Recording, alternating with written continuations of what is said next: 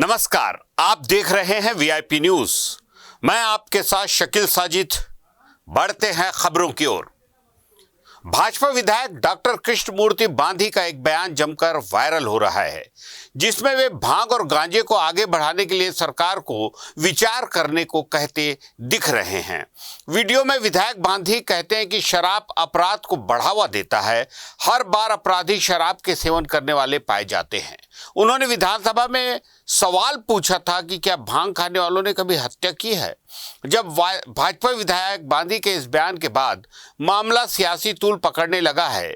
कांग्रेस संचार विभाग अध्यक्ष सुशील आनंद शुक्ला ने विधायक बांधी के वीडियो की निंदा करते हुए आपत्तिजनक बताया और कहा कि शराबबंदी के लिए जो कमेटी बनाई गई है, उसके लिए भाजपा ने आज तक अपने नेताओं का नाम नहीं दिया है। किसी का रेप किए हो, डकैती किए हो, मारपीट किए हो तो बता देना। तो हमें जो हत्याएं हो रहे हैं, जो झगड़ा हो रहा है, ये कहीं ना कहीं हमारी प्रवृत्ति और दारू शराब के कारण हो रहा है।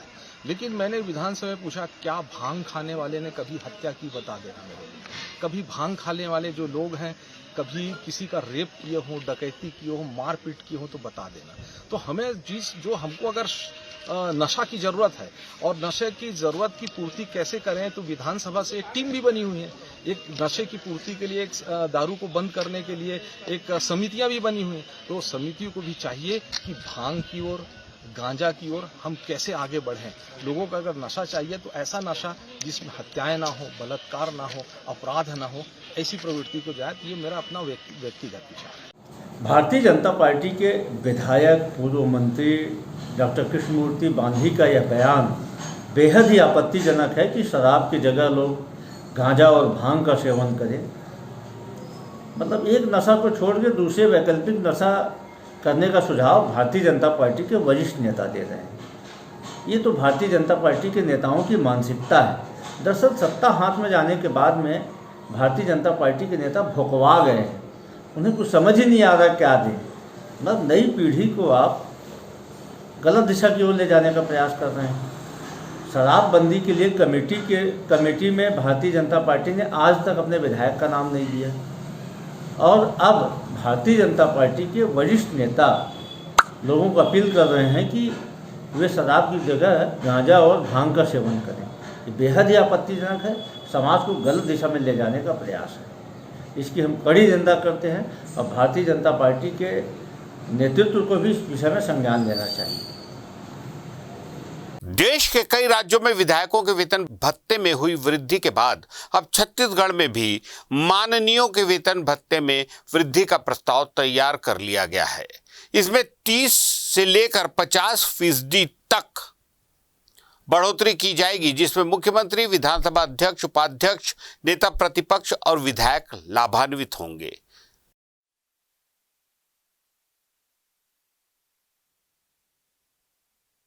मुख्यमंत्री इस प्रदेश के बारे में सोचते हैं, यहाँ के जनप्रतिनिधियों के बारे में सोचते हैं। और जिस प्रकार से महंगाई पूरे देश में बढ़ रही है, चाहे पेट्रोल, डीजल या राशन की बात करें या अन्य चीज़ों की बात करें, अपने आप में महंगाई बहुत बढ़ चुकी है, जिसको लेकर विधायकों के लिए भी मदद करने में कारागार होगा और विधायकों के लिए एक अच्छा अवसर है, क्योंकि विधायकों को और भी अपनी जनता को मदद करना पड़ता है, जन सहयोग की राशि मदद करना पड़ता है, तो इससे उनको एक बल मिलेगा। छत्तीसगढ़ में नान का जिन्न एक बार फिर बोतल से बाहर आ गया है। सीएम बघेल ने एक बार फिर पूर्व सीएम को कटघरे में खड़ा कर कहा कि नान घोटाले को लेकर जांच ईडी कर रही है, तो ईडी कब बताएगी कि उसमें सीएम सर और सीएम मैडम कौन है। ईडी, मेरे पूरे भाषण सुन लीजिए। ईडी, सीबीआई, डीआरआई, जितने से इंटेलिजेंस को सम्मान करते हैं, लेकिन ईडी अब वही चापक कार्रवाई करती है जहां गैर भाजपा शासित राज्य है। छत्तीसगढ़ भी आती है। एक तरफ नेशनल हेराल्ड में पैसे का लेन देन नहीं हुआ, उसमें ईडी जांच कर रही है। छत्तीसगढ़ में 6,500 करोड़ रुपया गरीब जनता का वो लूट के भाग गए। हम मेहनत करके 40 करोड़ रुपए वापस कराए। रमन सिंह, उसके पूरे परिवार के लोग उसका ब्रांड एम्बेसडर बने हुए थे।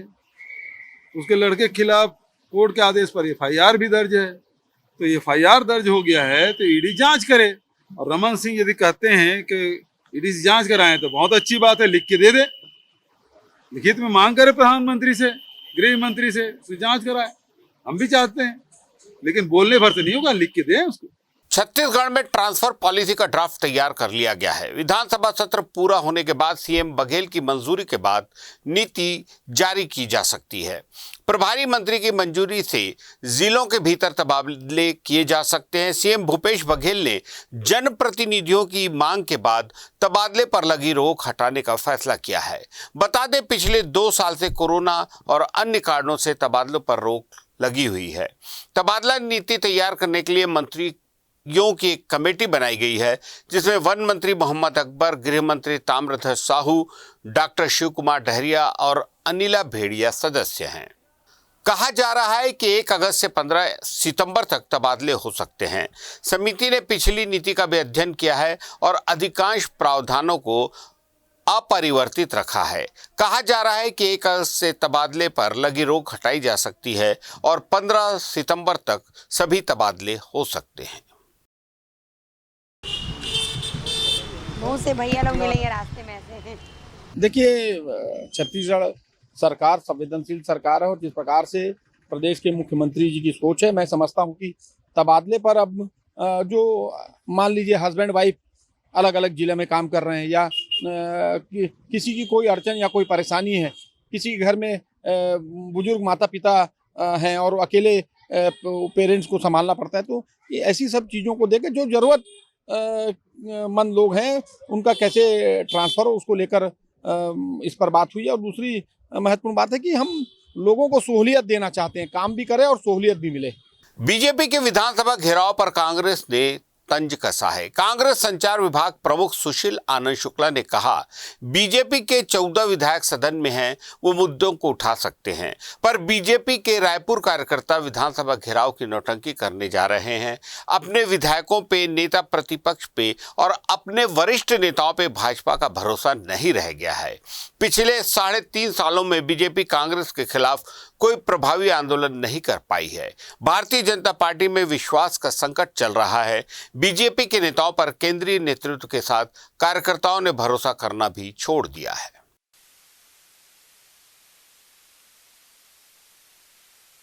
देखिए, भारतीय जनता पार्टी में अभी विश्वास का संकट चल रहा है। भारतीय जनता पार्टी के नेताओं पे उनके कार्यकर्ताओं ने भरोसा करना बंद कर दिया था।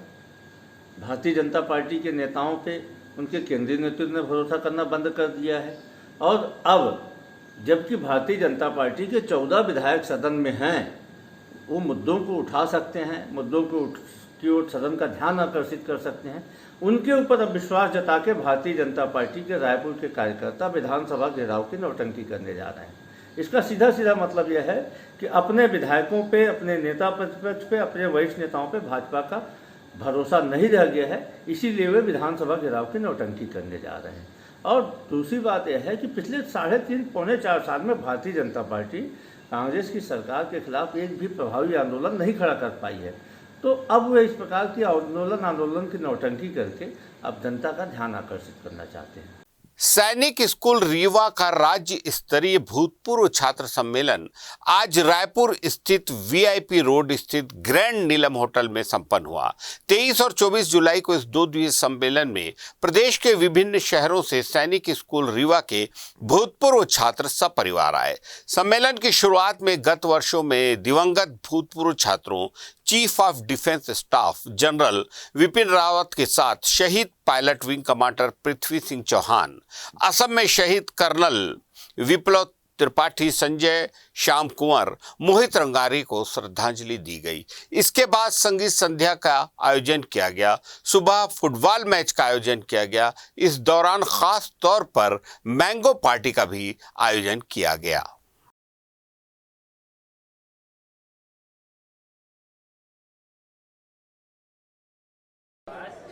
It's a matter of pride and pleasure that I'm here. Though, of course, I have passed out from St. Sudilaya long back in 1968. But because of Mr. Vikram Singh, I was introduced to the St. School Rimba pass out students.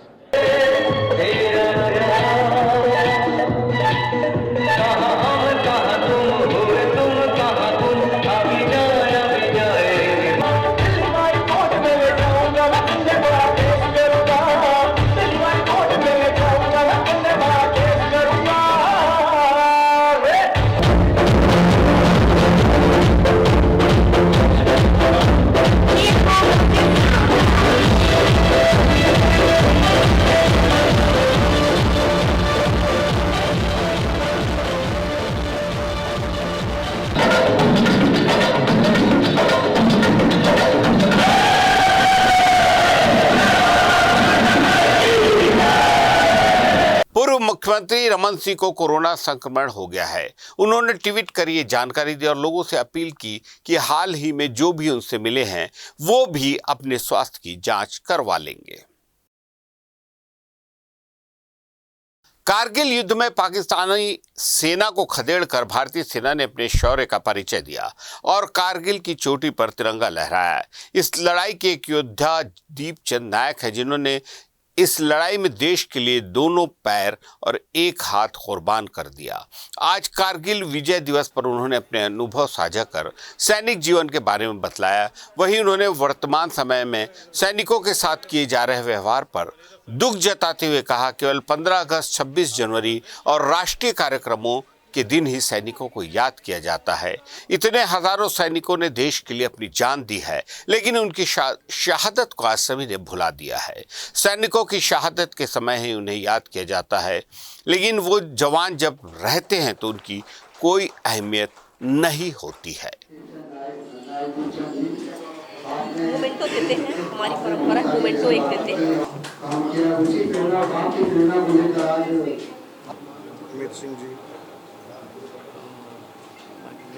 हर आदमी ये बोलता रहता है कि भाई वो pillar है, वो पहला पिलर है, वो दूसरा पिलर है। मैं आप लोगों को एक ही बोलता हूँ कि एक ही पिलर है, वो है हिंदुस्तान की सेना। जिस दिन वो पिलर हिल गया ये सब पिलर बेकार हैं। ये आप लोगों को भली भांति पता भी है, क्योंकि आज जो हम सांस भी ले रहे हैं, कोई भी कार्य कर रहे हैं, सैनिक प्रहरी है वहाँ पर, सीमाओं के ऊपर सैनिक प्रहरी है, तभी हम लोग यहाँ पर अपने बच्चे स्कूल में जा रहे हैं, अपनी माता बहनें स्वतंत्र घूम रही हैं। मगर अफसोस भी इस चीज़ का होता है कि सिर्फ कारगिल विजय दिवस लगा लो, 15 अगस्त, 26 जनवरी, जब कोई फेस्टिवल आता तभी ये चीज़ें हमें याद आती है, वरना पूरी साल हम लोगों को खुद को पता है, मैं जैसे सैनिक और आप लोगों को, आवाम को भी पता है कि हम कितनी सैनिकों को तवज्जो देते हैं। तो मैं आज प्रेस के माध्यम से यही बताना चाहता हूँ। सबसे पहले तो आप लोगों को धन्यवाद बोलता हूँ कि आप लोगों ने एक सैनिकों के लिए प्रोग्राम किया। प्रेस का मैं हृदय गहराइयों से अभिनंदन करता हूँ। महासमुंद जिले के पिथौरा इलाके के केसरपुर गांव में उल्टी दस्त फैल गई है। 39 से अधिक मरीजों को उपचार के लिए सामुदायिक स्वास्थ्य केंद्र पिथौरा में भर्ती कराया गया है। फिलहाल सभी मरीजों की हालात सामान्य बताई गई है।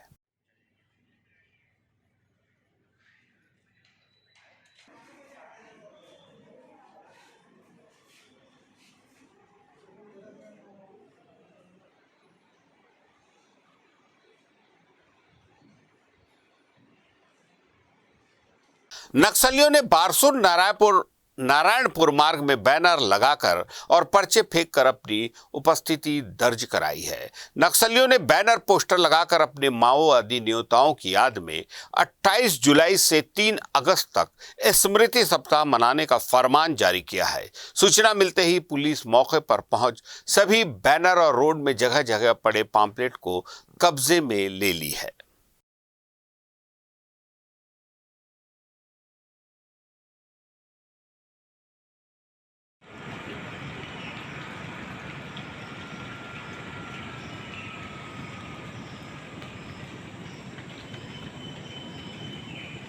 कवर्धा जिले के पिपरमाटी गांव का एक परिवार फूड पॉइजनिंग का शिकार हो गया है, जिसमें बुजुर्ग और बच्चे समेत 7 लोगों की रात में अचानक तबीयत खराब हो गई और उल्टी दस्त चालू हो गया।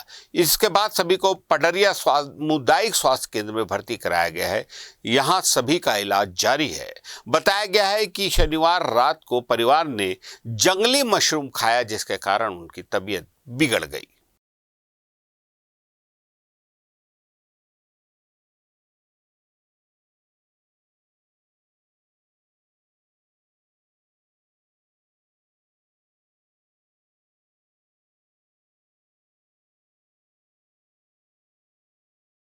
कोरबा जिले से एक गोह के जाली में फंसने का वीडियो इन दिनों सोशल मीडिया में वायरल हो रहा है।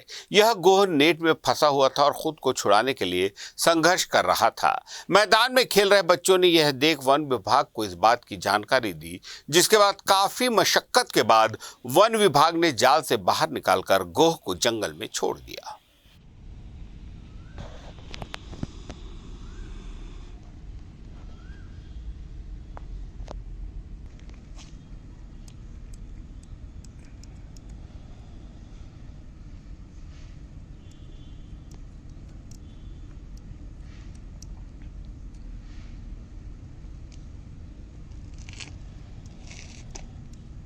चुपचाप बैठा है।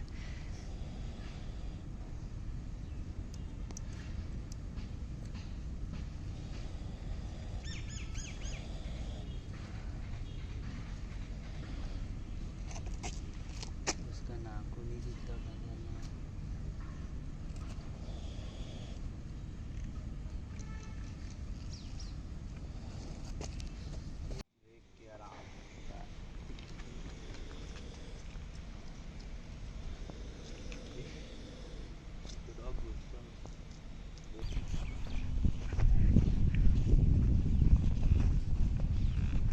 हम प्रैक्टिस करने आए तो हम रनिंग वनिंग करके आए, फिर देखे नेट से झाड़ू लगाने गए तो उसको जाली में फंसा हुआ था, क्रोकोडाइल पर बुरी तरीके से फंसा हुआ था।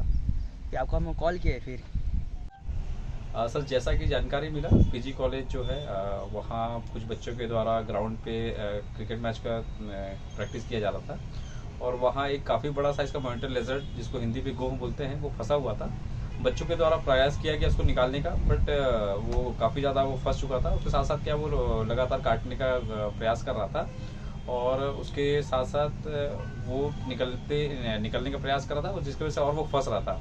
जिसके बाद से स्कूल कॉलेज मैनेजमेंट और बच्चों के द्वारा सूचना दिया गया। हम अपने टीम के साथ पहुँचे और उसको कैंची के माध्यम से उस नेट को काटा गया और सुरक्षित उसको निकाला गया। इस पर यह कि वो काफ़ी गुस्से में था और काटने का भी प्रयास कर रहा था और फाइनली हमने उसको सुरक्षित रेस्क्यू किया और सुरक्षित रेस्क्यू के पास पे जो जंगल है वहां छोड़ दिया गया। रायपुर के कंकाली पारा इलाके में 15 साल की नाबालिग लड़की ने एक युवक के गले पर चाकू से ताबड़तोड़ हमला कर दिया। घटना के बाद लड़की मौके से फरार हो गई।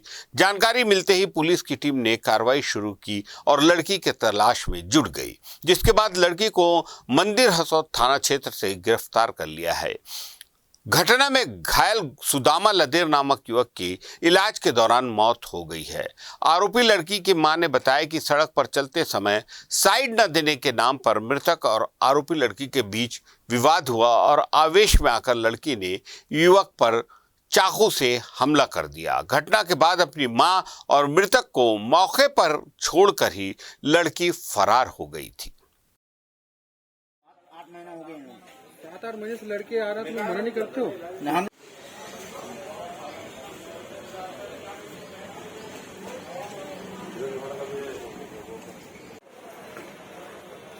इतना लोग उस टाइम में हुआ था, मीडिया हाईटेक हो गया ना, मीडिया बड़ा होता है जिस टाइप के लोग अभी